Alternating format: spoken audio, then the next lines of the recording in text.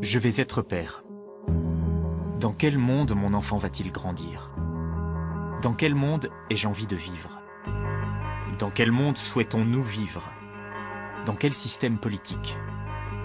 La crise financière a-t-elle eu raison de nos principes démocratiques? Ou doit-on les redéfinir en permanence? Je veux savoir quelles initiatives et quelles idées nouvelles sont susceptibles de modifier notre démocratie. Qui sont ceux qui préconisent plus d'autodétermination et de participation aux décisions? Où, en Europe, puis-je rencontrer ces personnes?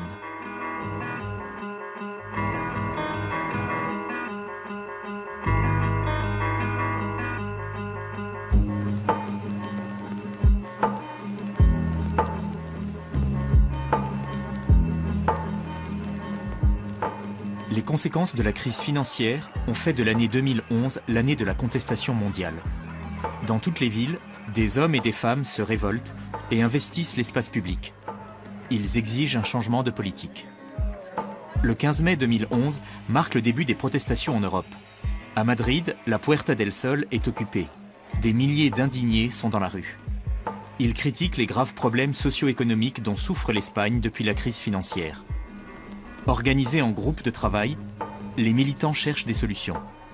Chaque proposition est votée à main levée lors de leurs assemblées.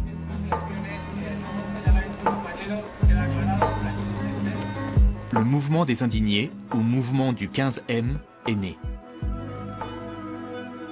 Il s'inspire aussi du printemps arabe. Les manifestations en Tunisie puis en Égypte avaient mené à un changement radical du paysage politique. Le peuple avait investi les places publiques pour chasser les dictateurs.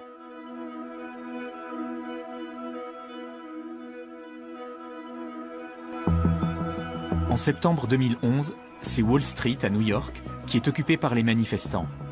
Ils veulent mettre fin à la spéculation et réclament une politique moins dépendante de la finance. Durant des semaines, les militants campent dans le parc Zuccotti et organisent des assemblées.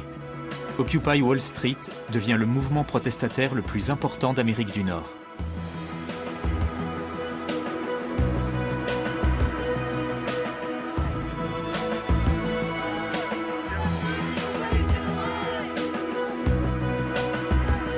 Bientôt, on retrouve le mouvement Occupy en Europe, notamment devant la Banque centrale européenne à Francfort, où les militants campent pendant des mois et alertent l'opinion sur le lien entre capitalisme et crise de la démocratie.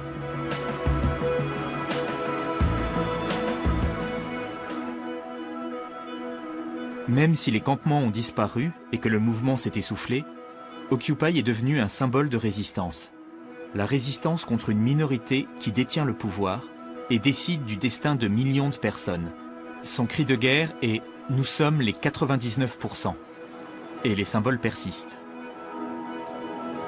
À l'été 2013, les masques blancs réapparaissent, cette fois-ci sur la place Taksim à Istanbul, lors des manifestations contre la politique du Premier ministre Recep Tayyip Erdogan et pour plus de démocratie en Turquie.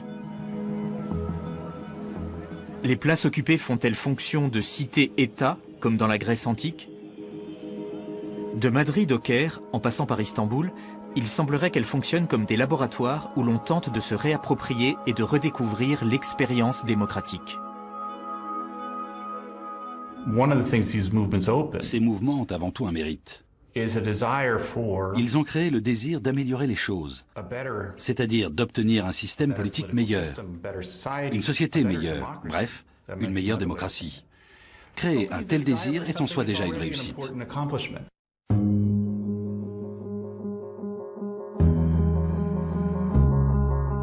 Depuis 2011, ce désir est bien réel. Pas un mois ne s'écoule sans qu'une nouvelle manifestation ne voie le jour sur une place, quelque part dans le monde. La démocratie en tant que système politique est-elle en danger? Michael Hart est un éminent spécialiste des mouvements de protestation mondiaux. Pour lui, la crise que connaissent nos démocraties représentatives est endémique. Il vient de publier avec Antonio Negri un essai qui s'intitule « Déclaration, ceci n'est pas un manifeste ».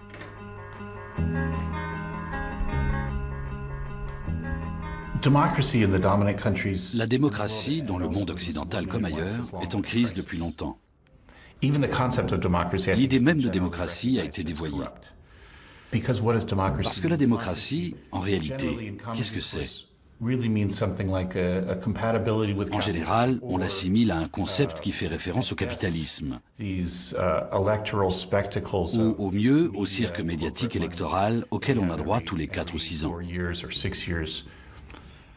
Dans certaines parties du globe, la démocratie consiste bien souvent à suivre la ligne de conduite dictée par la politique étrangère des États-Unis. Voilà pourquoi je ne pense pas que cette crise soit nouvelle. Ce qui est nouveau, c'est la prise de conscience. Nous pouvons nous réapproprier ce concept. Nous pouvons le remodeler pour en rétablir les vraies valeurs. C'est là que réside la nouveauté.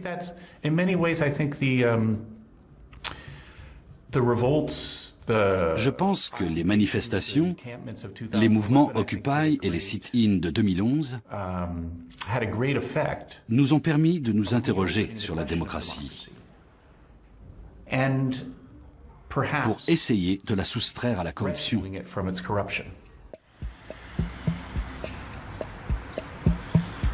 Mais comment réformer un système corrompu? Je pars à la recherche de ceux qui pourront peut-être sauver notre démocratie chancelante. Mon périple débute en Espagne. Le désir de changement est particulièrement fort ici. Économiquement, le pays est au plus bas. Le coût de la vie augmente sans cesse, tout comme les loyers.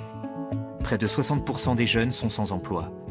Pourtant, ce n'est pas avec une manifestation que l'on célèbre le 2e anniversaire du mouvement du 15M, mais avec du théâtre.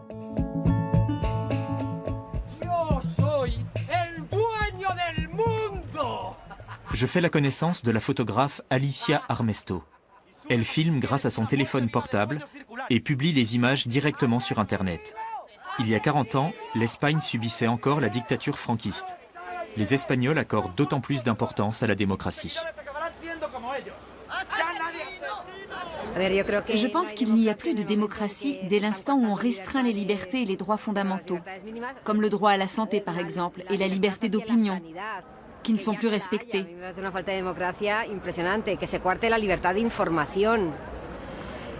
Ou encore lorsque les décisions de justice diffèrent selon la classe sociale de l'accusé. Pour moi, tout cela relève de manquements très graves, extrêmement graves à la démocratie. Le mécontentement des citoyens espagnols s'exprime désormais de façon quotidienne. On appelle escraches la nouvelle forme de protestation qui consiste à venir vilipender le politique en charge d'un dossier directement sous ses fenêtres. Dans notre cas, il s'agit du ministre de la Justice espagnol. Il veut supprimer le droit à l'avortement pendant les 3 premiers mois de la grossesse. Alicia Armesto travaille ici pour la chaîne de télé en ligne indépendante Toma la Tele, qui a été fondée à la suite des événements du 15 mai. Contrairement à la télévision publique, la chaîne veut montrer le véritable visage du pays.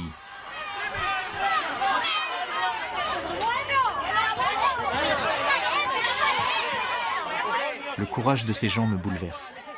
Même lorsque la situation dégénère, les citoyens continuent de filmer avec leur téléphone portable. Leurs images, sans commentaire, sont mises en ligne. Par exemple, sur Toma la Tele, qui signifie littéralement « occuper la télé ».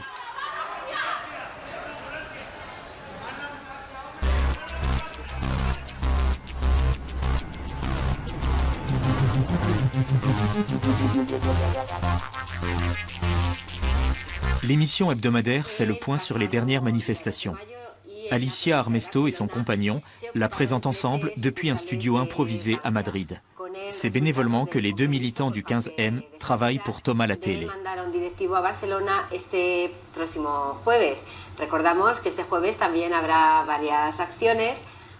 Ce n'est pas tant un bulletin d'information qu'une tribune qui reflète nos opinions.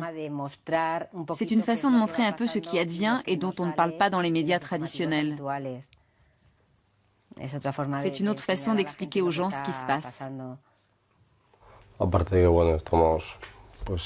En fait, notre manière de fonctionner dans le cadre de Toma la Tele tient de l'apprentissage permanent, à partir de ce que chacun apporte de son expérience antérieure. On apprend à chaque fois de nouveaux trucs. Chaque projet est un échange, un apprentissage mutuel. C'est une façon de procéder qui est très artisanale parfois, mais qui est aussi très enrichissante.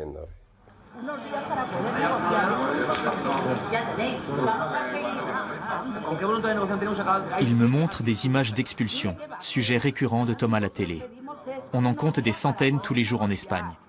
Les gens perdent leur logement parce qu'ils ne peuvent plus rembourser leurs prêts immobiliers. Les victimes s'organisent et les militants du 15M leur viennent en aide. Tous les jours, on diffuse sur Internet les adresses et les horaires de nouvelles expulsions dans le but de rassembler le plus de manifestants possible et d'empêcher ainsi la saisie des logements. Et ça marche, notamment grâce au reportage de Tom à la télé.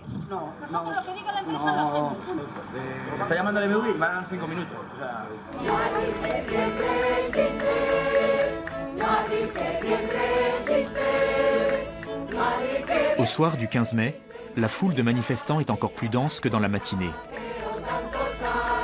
Parmi eux, le fondateur de Tom à la télé, Manuel Cerezo. Selon lui, l'indépendance et l'interactivité sont les deux éléments clés de sa chaîne de télévision.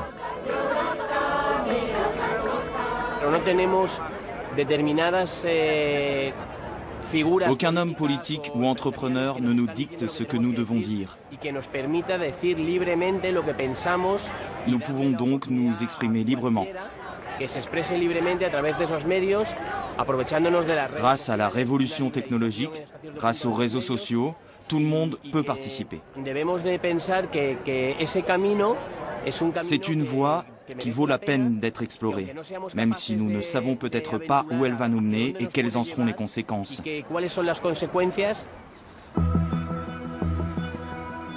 Même si les actions spectaculaires du 15M portent leurs fruits, tous ceux qui souhaitent un changement politique en Espagne ne se retrouvent plus forcément dans ce mouvement. C'est le cas par exemple de Fabio Gándara.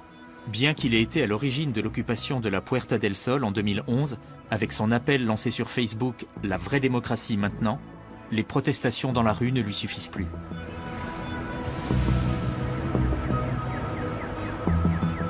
L'ancien avocat travaille désormais pour Change.org, un site financé par des dons. Fabio Gándara y rassemble des pétitions et des signatures qu'il diffuse ensuite sur le net pour les rendre publiques.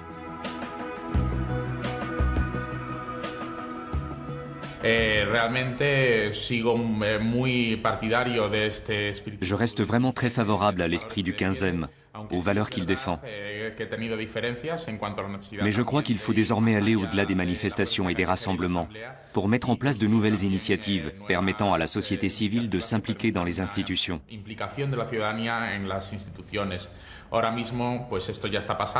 Mais les choses sont déjà en train d'évoluer dans ce sens, notamment dans le cadre du projet sur lequel je travaille, ou encore avec les plateformes qui ont recours à des moyens judiciaires pour s'attaquer aux responsables de la crise, ou bien avec l'apparition de nouveaux partis citoyens, ouverts, participatifs et transparents, qui fonctionnent en réseau.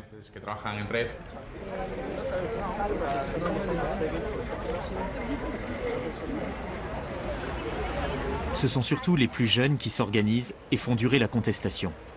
La détresse et le manque cruel de perspectives font naître chez eux le désir d'une nouvelle démocratie. Il me semble qu'ici, plus personne ne fait confiance à la politique officielle. Le divorce entre citoyens et responsables politiques est consommé.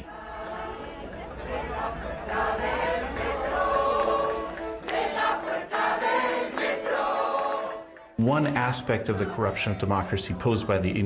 des critiques des indignés et des autres mouvements ayant émergé en 2011 portait sur le manque de représentation des démocraties dites corrompues.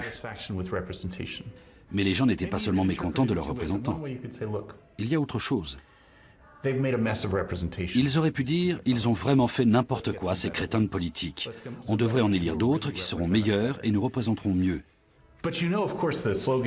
Mais en Espagne, le slogan des indignés n'était pas « de vrais représentants maintenant ». Non, en fait, ils voulaient plus d'autodétermination. Ils désiraient décider par eux-mêmes. Ils avaient envie de prendre leurs propres décisions politiques, collectivement.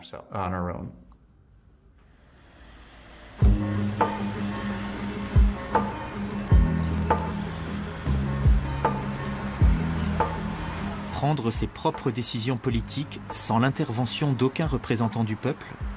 N'avons-nous pas plutôt besoin d'un autre type d'homme politique en qui on pourrait avoir confiance? En Islande, la crise financière particulièrement sévère de 2008 a été à l'origine de réformes drastiques. Les Islandais ont tant rêvé de responsables politiques intègres qu'ils sont allés jusqu'à choisir un personnage haut en couleur pour gérer la crise.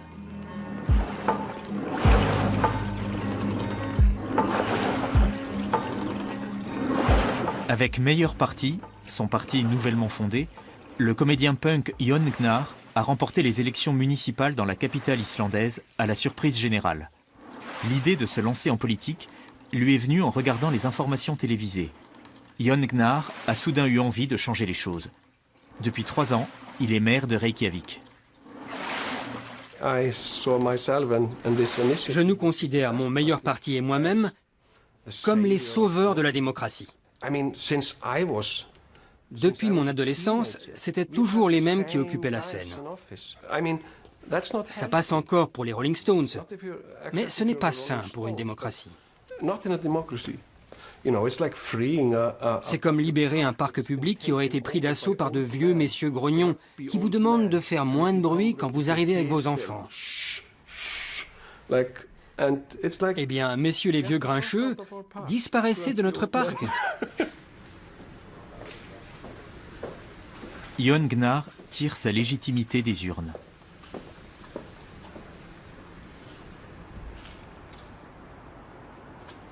Avec ses amis artistes, il souhaite explorer de nouvelles voies et mettre en œuvre sa vision de la politique. Lorsque la lumière tombe au-dessus de l'étang, on aperçoit parfois les contours de certains objets au fond, comme des bicyclettes ou des pneus. Je me suis dit que jamais encore je n'avais plongé avec masque et combinaison pour explorer le fond de l'étang.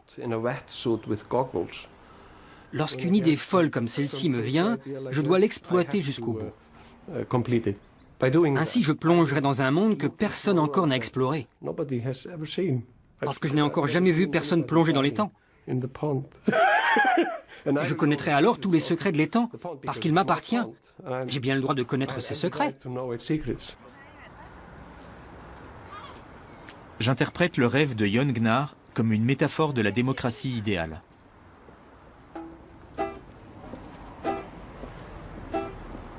La créativité et le courage de rêver sont des qualités qui ont déserté le monde politique, selon lui. Le capitalisme, l'avidité et le matérialisme, voilà ce qui pollue les cerveaux et les rapports humains. Il combat tout cela autour de lui. Reykjavik, au moins, doit rester propre.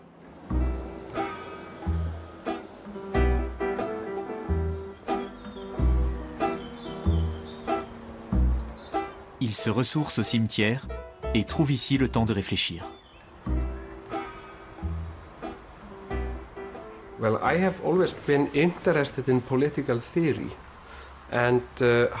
théorie politique m'a toujours intéressé. Comment une société se construit? Comment fonctionne la démocratie? L'Islande se remet tout juste d'une terrible crise financière et il serait tentant de s'associer à de grandes entreprises minières ou pétrolières prêtes à investir sur notre territoire. Ou alors, on peut en faire abstraction et choisir de protéger ce pays et la nature encore préservée qui nous environne. Parce que ce sera plus rentable à long terme. Il faut faire des choix. C'est une bataille quotidienne. C'est une lutte. Et il faut la mener correctement. Je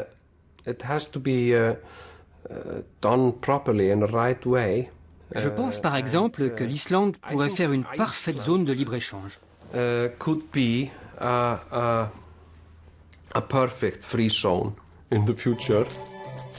Jon Gnarr souhaite que les citoyens s'impliquent davantage dans la gestion de leur ville. Sur le site internet Meilleur Reykjavik, on peut soumettre de nouvelles idées pour la ville, avec de grandes chances de les voir se concrétiser.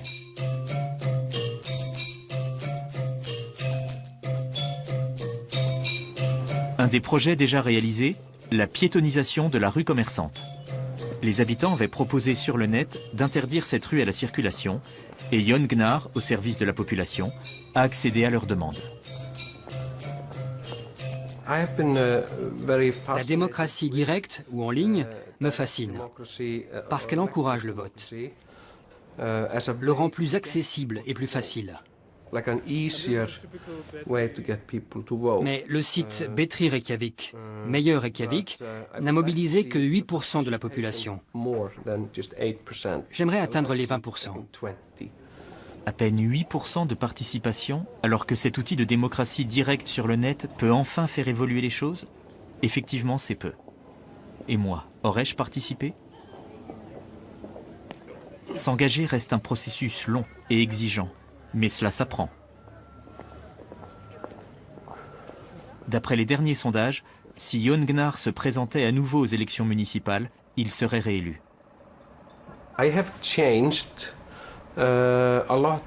J'ai beaucoup fait évoluer la mentalité des gens. J'ai sollicité leur réflexion au plus haut point. Et c'est très important, même si ce n'est pas évident. Nous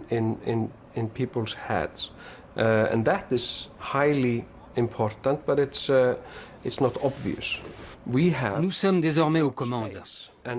Nous sommes intègres et gentils. Et ceux qui sont moins intègres et moins gentils ne pourront pas reprendre le pouvoir.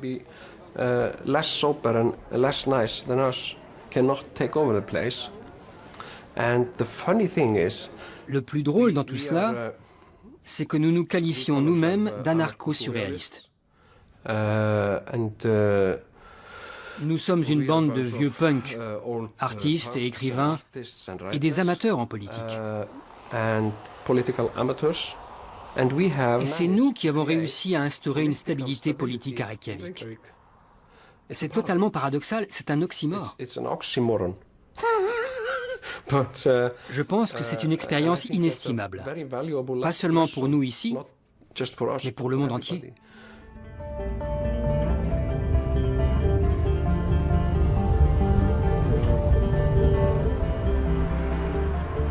Même si la détresse en Allemagne est moins grande qu'en Espagne ou en Islande, bien des voix s'élèvent pour réclamer des changements.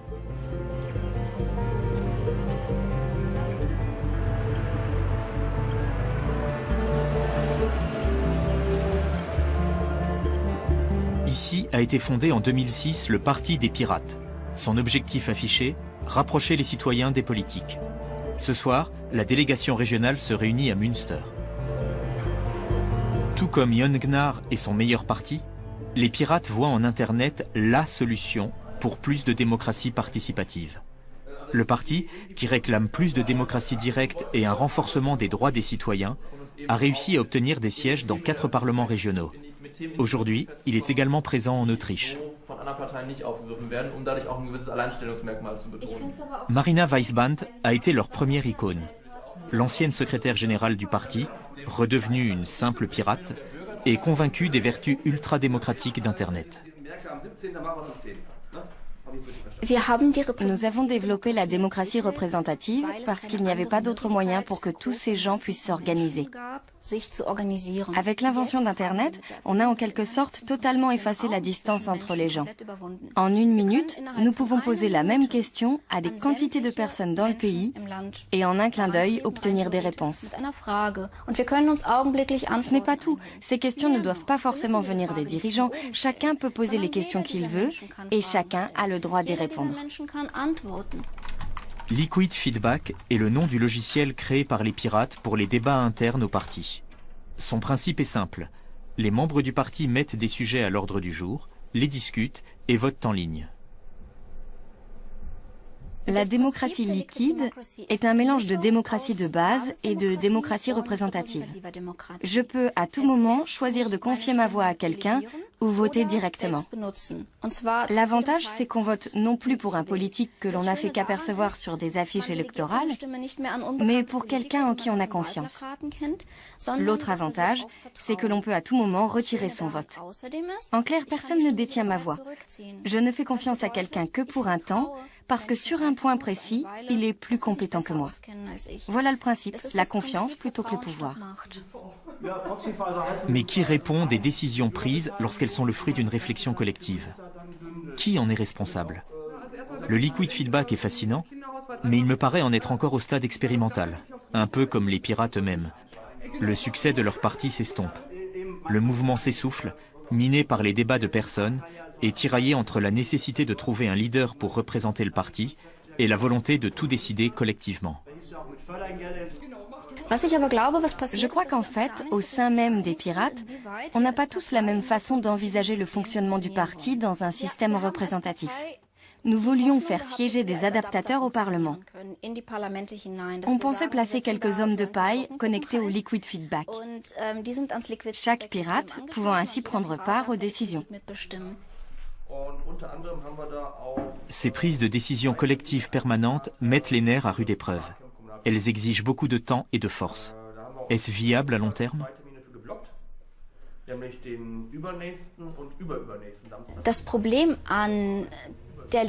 problème avec la démocratie liquide et avec la participation en général, ce n'est pas que les gens n'en veulent pas ou que les outils sont trop compliqués. C'est qu'ils n'y sont pas habitués. C'est une question culturelle.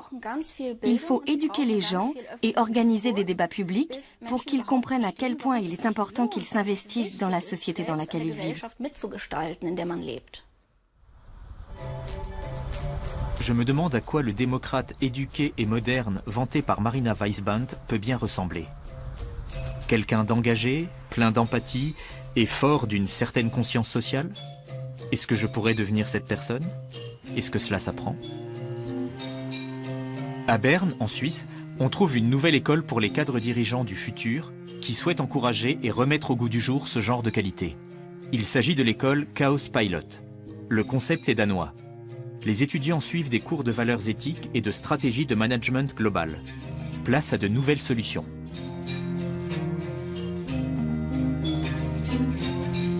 Matthias Straub-Fischer, fondateur de l'école en Suisse, est lui-même un ancien Chaos Pilot. Il veut faire de ses étudiants des entrepreneurs plus responsables et plus sociaux. Plutôt que de se focaliser uniquement sur le profit, ils doivent se consacrer davantage aux problèmes de société. Matthias Straub-Fischer souhaite ainsi réformer le système à la base.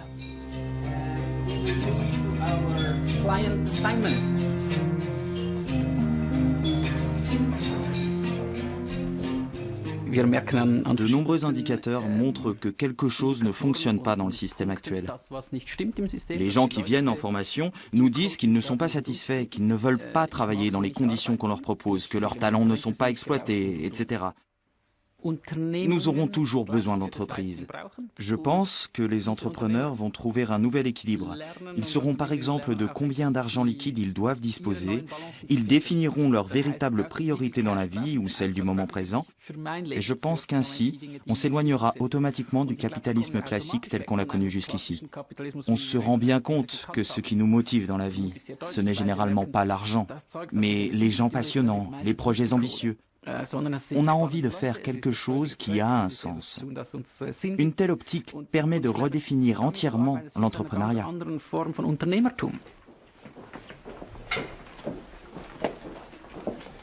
La formation des Chaos Pilots comprend également des rituels spirituels. Chercher au plus profond de soi-même et se trouver, le profil des nouveaux entrepreneurs responsables doit être complet. C'est précisément ce qui intéresse des gens comme Mario Grossenbacher.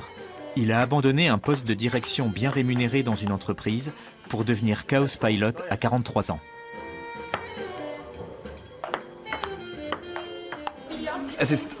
C'est un état d'esprit. Ce n'est pas uniquement une formation, c'est un état d'esprit qui s'écarte totalement de tout ce à quoi j'ai été habitué. Mon objectif est de me mettre à mon compte par la suite. Mes amis me demandent souvent pourquoi je ne le fais pas tout de suite. Pour moi, c'est clair. Si je me lançais maintenant, je referais exactement ce que j'ai fait pendant 20 ans et qui ne m'a jamais vraiment intéressé. Le but ici est de trouver ce qui nous intéresse vraiment, parce qu'on le fera avec plaisir.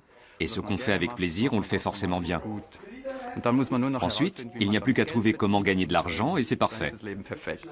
En gros, voilà le plan.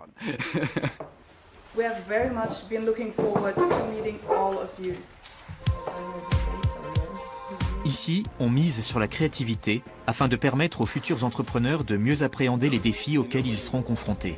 Chacun peut postuler, même sans être titulaire du baccalauréat. Il suffit de parler anglais et d'avoir plus de 21 ans. Ceux qui sont admis paient 1 000 € par mois pendant 3 ans. Mais avant cela, il faut passer des tests d'admission pendant 2 jours et résoudre toute une série d'exercices en groupe sous l'œil attentif des étudiants plus avancés. Les nouveaux Chaos Pilots placent beaucoup d'espoir dans cette formation.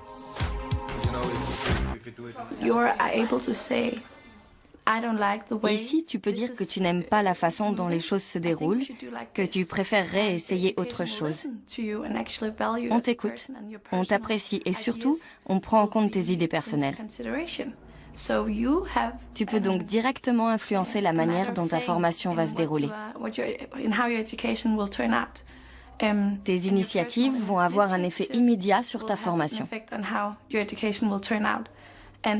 C'est quelque chose de totalement inédit dans le domaine de l'éducation. Coming together in these formations is a new way forward also for businesses and organizations or communities. And that is a new way of trying things out. Please step into the center. First we go, Giacomo. On m'assure que l'organisation en cercle permet de créer une nouvelle forme d'ordre démocratique dans une entreprise. Pour Matthias Straubfischer et ses étudiants, le cercle symbolise le fait que les décisions doivent être prises à l'unanimité. Nous avons besoin d'une nouvelle forme de démocratie. Le principe de la majorité ne fonctionne pas. 51% des personnes décident de quelque chose et les 49% restants sont mécontents. Ça ne peut pas fonctionner. Nous devons apprendre à aller de l'avant au sein d'une tribu ou d'un clan, au sein d'un grand groupe, d'une entreprise ou d'une communauté. On ne doit s'impliquer que pour des causes que l'on soutient totalement. Cela nécessite un engagement à 100%, de manière à n'entreprendre par la suite que des actions qui font l'unanimité et cela demande un effort de compréhension mutuelle. Un tel consensus est sûrement envisageable dans de petites entreprises. Mais à l'échelle d'une société ou d'un système politique, obtenir l'unanimité paraît peu probable.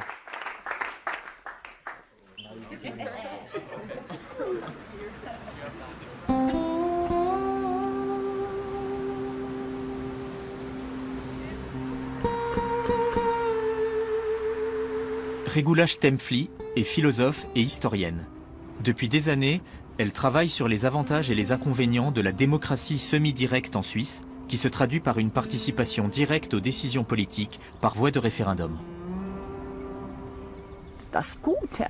L'avantage de la démocratie directe est le droit à l'initiative.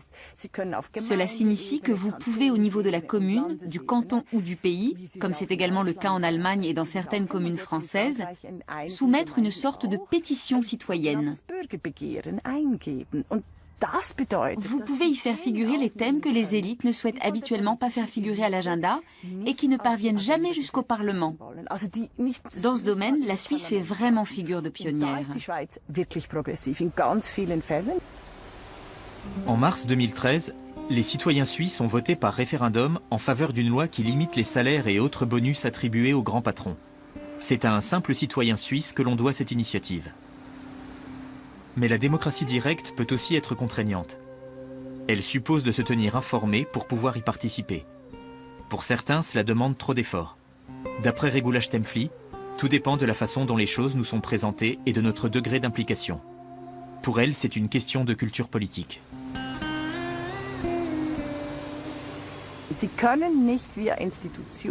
Vous ne pouvez pas remettre en question des principes démocratiques fondamentaux.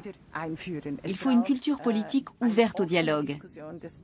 Mais c'est réalisable à petite échelle, au niveau des communes, dans votre ville. Et c'est précisément ce que font de nombreuses personnes, toutes générations confondues. En Angleterre, par exemple, les Commons, les communautés de biens, rencontrent toujours plus de succès. À Zurich aussi, je connais beaucoup de gens qui échangent des services. Pour eux, l'argent n'est pas important. Ce qui est important, ce n'est pas de pourvoir aux nécessités matérielles, c'est la liberté de pouvoir vivre ensemble.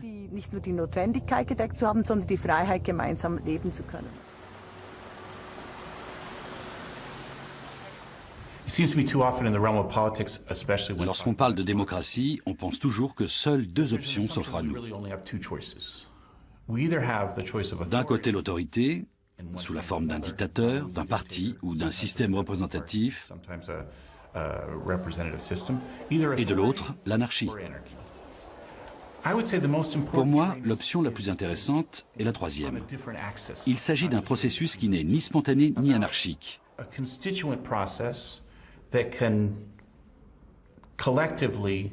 mais plutôt organisé, progressif et planifié. Il permet d'organiser collectivement et démocratiquement une société et de développer ainsi un projet social de grande ampleur. La démocratie du futur devrait-elle donc ressembler à un grand projet social dans lequel chacun aurait un pouvoir de décision? Comment est-ce possible? Le fait que Michael Hart ait recours à des conceptions marxistes me surprend. Il me semble que c'est cette structure de base qui permettra de lier entre elles toute une série d'exigences portant sur les biens matériels, comme l'eau, la terre, les questions écologiques, mais aussi bien sur les biens immatériels, la culture, les idées, les codes, les images. Les mouvements protestataires demandent que ces deux types de biens soient mis en commun. Mis en commun au sens où ils doivent être retirés du domaine de la propriété privée pour retourner dans la sphère du contrôle démocratique. Placer de telles revendications au cœur d'une nouvelle constitution ne me paraît pas foncièrement nouveau. En revanche, ce que Michael Hart souhaite, c'est une révision en profondeur de la Constitution à l'échelle planétaire. La démocratie représentative doit faire place à des formes actives de participation. Mais concrètement, qu'est-ce que cela signifie? Plutôt que de réformer la Constitution, un courant venu d'Autriche propose de commencer par renverser notre système économique. Ce modèle économique alternatif a été surnommé l'économie du bien commun. Il rencontre un succès grandissant. L'entrepreneur social y joue un rôle prédominant. Concrètement, 3000 particuliers et plus de 1000 entreprises soutiennent d'ores et déjà l'initiative par des moyens concrets. La ville de Vienne et l'UNESCO se sont également joints au projet. L'un de ses inspirateurs est l'Autrichien Christian Felber, danseur, auteur, journaliste et membre fondateur d'Attac en Autriche. Il a rédigé l'ouvrage qui sert de référence au projet. Il participe actuellement à la mise en place de la Banque démocratique, censée travailler main dans la main avec des participants à l'économie du bien commun, entrepreneurs comme particuliers. Pourquoi la démocratie ne fonctionne-t-elle plus à l'heure actuelle? Pourquoi n'est-elle plus en pratique qu'une pseudo-démocratie ou une post-démocratie? À mon avis, c'est que les valeurs qui régissent l'économie déteignent sur tous les autres domaines de la vie. En premier lieu, sur le système politique et démocratique. Aussi longtemps que notre économie récompensera l'égoïsme, celui-ci ne cessera de se propager et de se renforcer pour finalement contaminer et corrompre le système démocratique.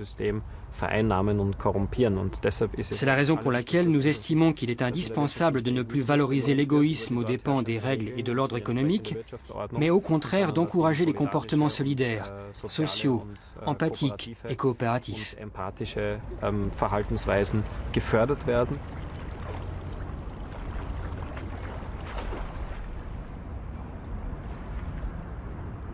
Plutôt que de s'orienter uniquement vers le profit, les entrepreneurs devraient s'imposer une conduite responsable socialement et écologiquement.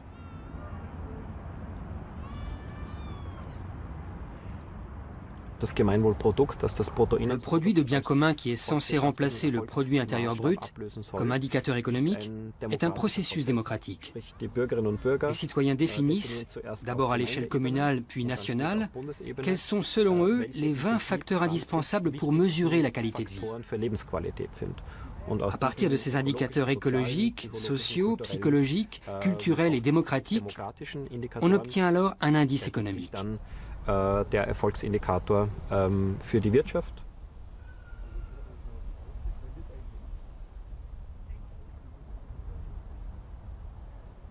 Mais comment évaluer objectivement un comportement éthique? Christian Felber et ses compagnons de lutte ont élaboré à ces fins le bilan de bien commun. Il revient à chaque entreprise de le dresser. Le bilan de bien commun compte un maximum de 1000 points de bien commun. Plus le résultat est bon, plus l'entreprise dispose d'avantages fiscaux et légaux. Notre objectif est d'inverser la tendance perverse qui veut que les produits provenant d'entreprises éthiques sont aujourd'hui plus chers que ceux d'entreprises qui, par leurs méthodes peu scrupuleuses et irresponsables, proposent des produits bon marché et qui ont ainsi plus de succès. Nous voulons aider les entreprises éthiquement correctes à être moins chères, et donc plus compétitives que celles qui négligent les valeurs de la Constitution et de la démocratie. On pourrait par exemple imaginer un système dans lequel les entreprises détenant les meilleurs bilans de biens communs seraient exemptées de TVA, tandis que celles des autres seraient doublées. Christian Felber veut punir les attitudes cupides. Il me semble peu probable que le commerce mondial soit un jour organisé en termes de biens communs. Mais il faut peut-être viser l'impossible pour avancer. Ce qui m'anime et me motive, c'est un idéal de liberté, un profond désir de liberté, et en même temps le besoin immense de solidarité. J'essaie de devenir celui que je suis. J'essaie de contribuer à ce que la communauté fonctionne du mieux possible. Cela signifie que d'un côté j'aimerais être heureux et que de l'autre je voudrais construire une belle démocratie. Je ne voudrais négliger aucun de ces deux aspects. Je voudrais en faire des piliers dans ma vie. Mon engagement politique pour une économie du bien commun, pour un système financier au service des gens, pour une économie mondiale équitable, témoigne de cela.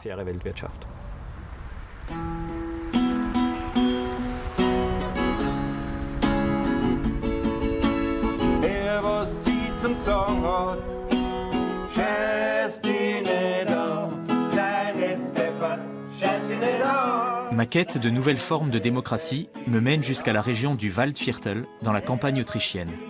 Heinrich Staudinger dirige ici ses ateliers. Grâce à ses chaussures et ses matelas artisanaux, il a connu la gloire et le succès dans tout le pays. Il est acquis au principe de l'économie du bien commun et tente d'y rester fidèle.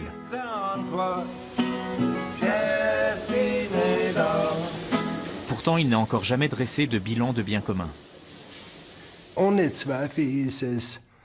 Il ne fait aucun doute qu'établir un tel bilan serait très fastidieux. Je ne suis pas persuadé que cette bureaucratie supplémentaire au service du bien commun soit la bonne méthode.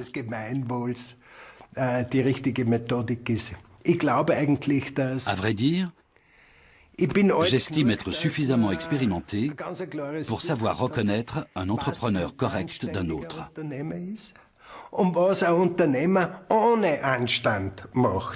Je pense qu'en termes d'économie du bien commun, nous n'avons pas forcément besoin de cette paperasse pour attester de notre bon comportement. Celui-ci transparaîtra dans nos résultats.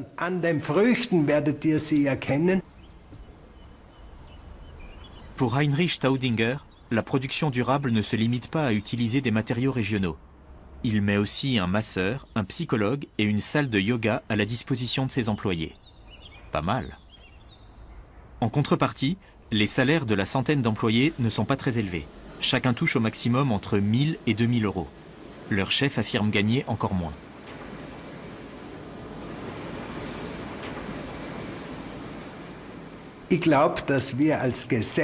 Je pense que notre société doit apprendre à vivre de façon plus modeste. Ce n'est pas parce que je ne consomme pas que je suis malheureux. En cas de coup dur, on aide nos employés, on les soutient. De nos jours, les enfants représentent une charge financière importante. Et c'est pour ça que nous accueillons toujours les nouveau-nés de nos employés avec une prime de 1000 euros.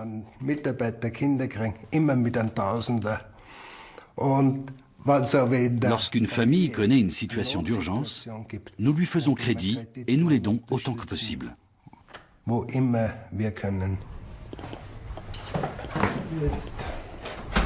Tout cela paraît socialement bien responsable, mais l'entreprise souffre aujourd'hui d'un manque de liquidité. L'inspection des finances autrichienne la surveille depuis 2012.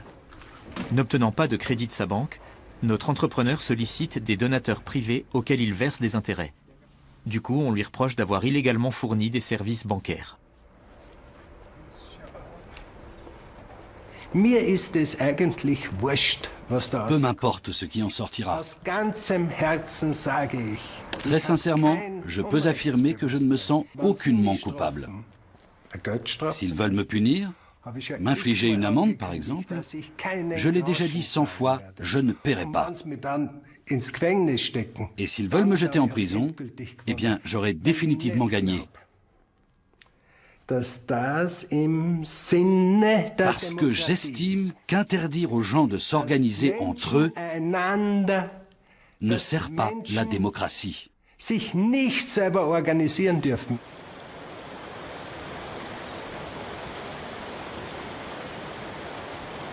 Heinrich Staudinger nourrit ses réflexions. Sa recette, le calme.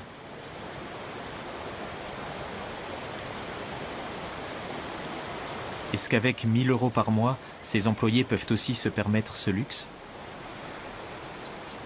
Vu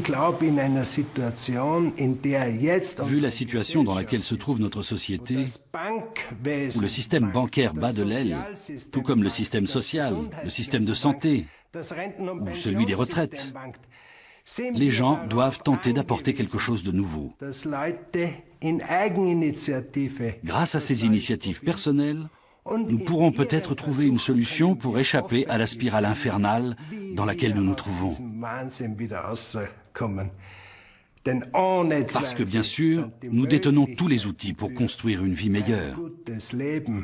Et il ne tient qu'à nous de nous organiser différemment.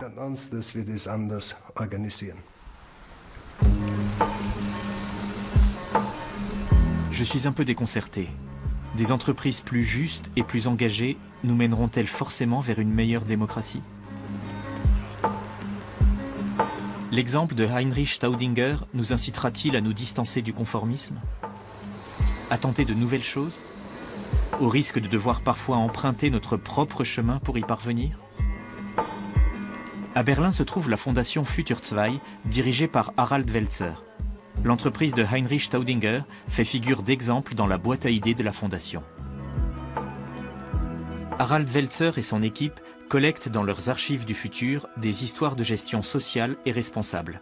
Ce sont des récits de réussite au sein même de notre système politique en mutation.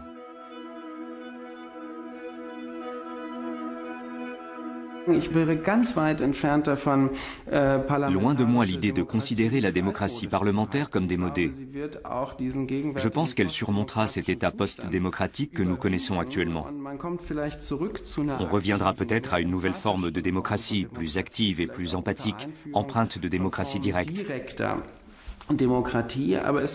Mais à mon avis, cela suppose une plus grande participation de la société civile et des citoyens. Il ne faut pas oublier que tous les grands changements de ces dernières décennies ont été initiés par la société civile. Le mur de Berlin n'est pas tombé parce que des scientifiques ont décidé que c'était préférable, mais parce que des individus se sont mobilisés. Les véritables innovations sociales comme l'autopartage, les maisons multigénérationnelles ou l'agriculture biologique ne sont pas des initiatives issues de l'économie, de la science ou de la politique. On les doit à des citoyens engagés.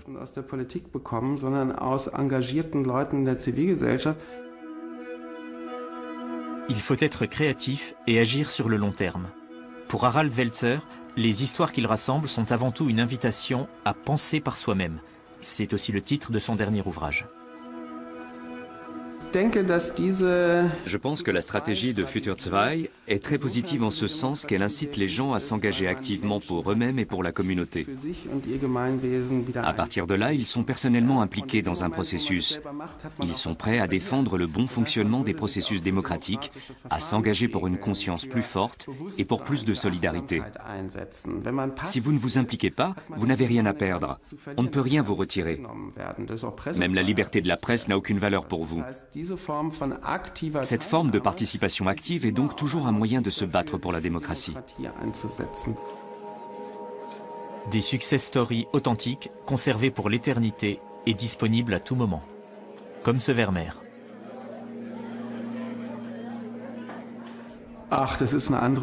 C'est une autre réalité qui est décrite ici. Pour moi, l'art est le contraire de la réalité immuable et hermétique. La plupart des gens s'imaginent que le monde dans lequel ils vivent est immuable, qu'il est juste là, hermétique et figé. Mais ce n'est pas le cas. On peut changer le monde. Son apparence dépend de la façon dont je le regarde. Dès lors que mon regard sur le monde change, je découvre soudain de nouvelles manières de l'aborder, de nouvelles possibilités de le changer. Tout peut être différent.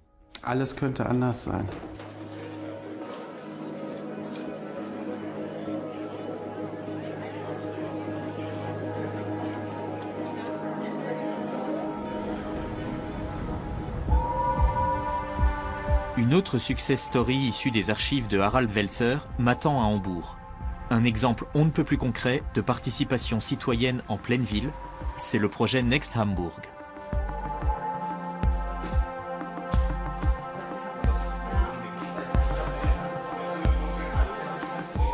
Guidés par l'architecte et urbaniste Julian Petrin, ce sont les habitants de Hambourg qui depuis 4 ans réinventent leur ville. Même si aucune réalisation n'a encore vu le jour, c'est la démarche qui compte. Là aussi, on entame le dialogue sur Internet.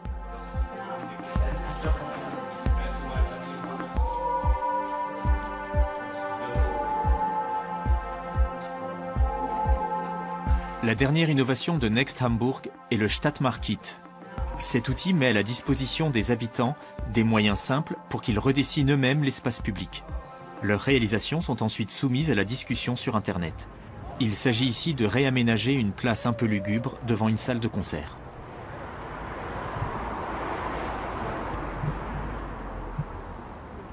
Julian Petrin tente de faire participer les habitants en leur proposant des outils très simples comme de la craie et des cartons.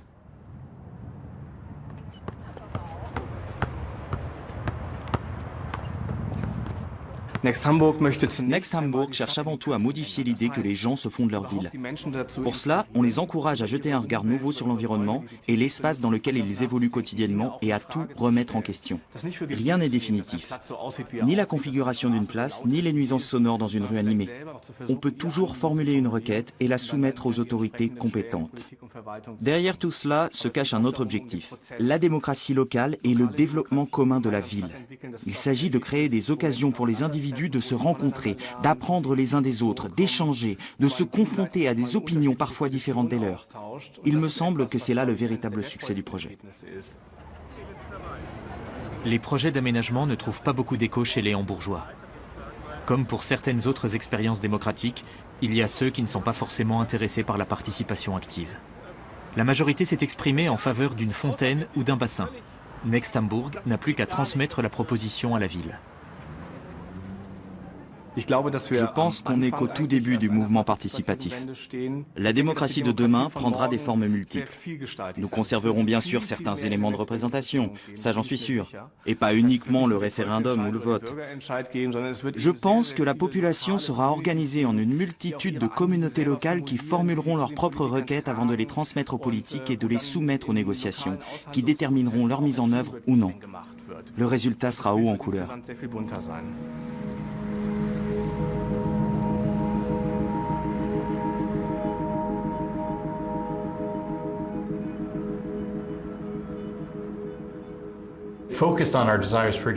Nous voulons changer la société, mais il faut s'y préparer et réfléchir. Quel avenir? Quelles relations? Et quelles structures souhaitons-nous avoir? Si l'on considère le destin de certains mouvements révolutionnaires, de certaines politiques radicales, on se rend compte que les événements évoluent de manière discontinue. Pendant une longue période, on a l'impression que rien ne se passe, et soudain, l'inattendu survient. En fait, il y a toujours une tension, voire une frustration. Et puis, très vite, ça bascule. C'est un peu comme de tendre un élastique. Vous vous dites que ça tient toujours, jusqu'au moment où ça casse.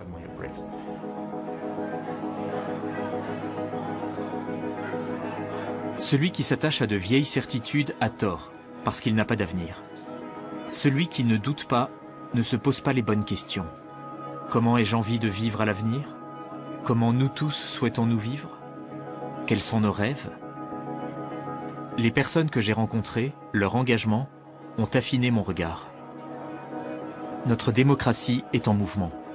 C'est une expérimentation qui non seulement doit accepter les protestations, l'opposition, les contributions extérieures et le renouvellement, mais qui en plus en a absolument besoin. Je m'y emploie aujourd'hui, mon enfant le fera demain. Je l'y encouragerai. La démocratie, si ce n'est pas nous, c'est qui alors?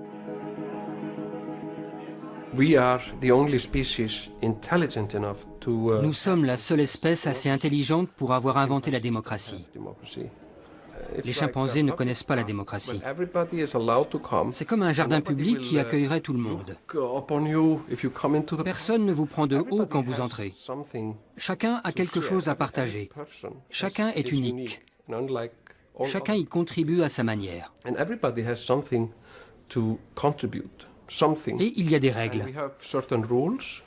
On ne peut pas marcher sur la pelouse, ni jeter de déchets. Voilà à quoi la démocratie devrait ressembler. Un endroit de rêve. The imaginary place of the people.